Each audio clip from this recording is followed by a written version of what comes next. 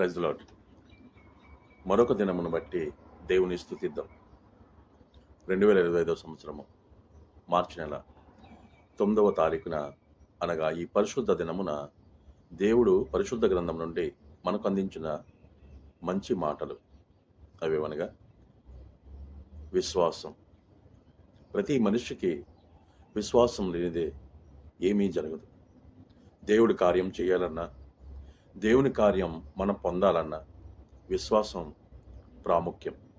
అందుకే దేవాతి దేవుడు ఇలా తెలియజేయుచున్నాడు. విశ్వాసం అన్నది ఒక చిన్న పదం. దానిని చదవటానికి ఒక క్షణం పడుతుంది. ఆలోచించడానికి ఒక నిమిషం పడుతుంది. అర్థం చేసుకోవడానికి ఒక రోజు పడుతుంది.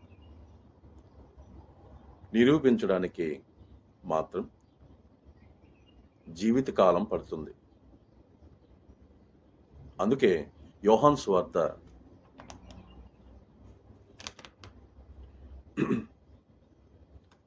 3వ అధ్యాయము 16వ వచనంలో తండ్రి అయిన దేవుడు ఈ మాటలు మనకు తెలియజేయుచున్నాడు.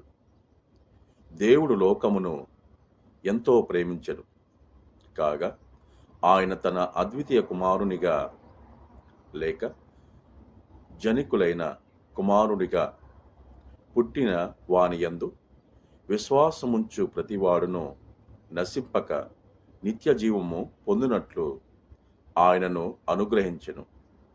ఇంతటితో ఈ పరిశుద్ధ వాక్యము తండ్రి మన జీవితంలో నెరవేర్చునుగాక. ఆమేన్.